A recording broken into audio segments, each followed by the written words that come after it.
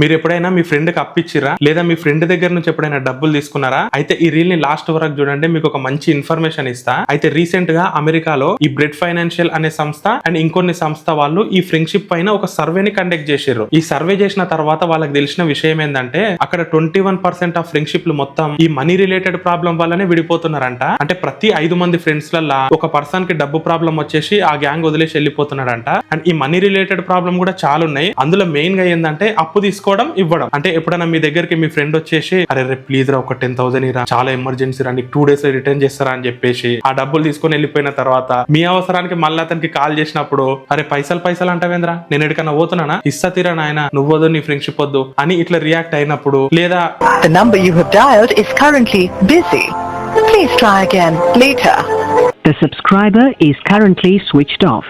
Please try after some time. అని ఇట్లా react అయినప్పుడు, లేదా ఈ ఫ్రెండ్ గ్రూప్ ఎక్కడైనా పోయినప్పుడు ప్రతిసారి ఒక్కరితోటి బిల్లు కట్టినప్పుడు, సో ఇలాంటి ఎన్నో రీజన్స్ వల్ల నిజంగా ఫ్రెండ్షిప్ అయితే విడిపోతుంది. అందుకే ప్రతి ఒక్కరు ఒకసారి ఆలోచించండి. డబ్బులు పోతే నిజంగా ఈ రోజు కాకుండా రేపన్నా కష్టపడి సంపాదించుకోవచ్చు, కానీ రిలేషన్ పోతే మాత్రం అస్సలు రానే రాదు. ఒకసారి డబ్బు ఇచ్చినోని మోసం చేస్తే నెక్స్ట్ సారి నిజంగా ఎమర్జెన్సీ ఉన్నప్పుడు కూడా వాళ్ళు ఇయ్యరు. అందుకే రిలేషన్ ని కాపాడుకోండి, ఫ్రెండ్ ని మాత్రం దూరం చేసుకోకండి.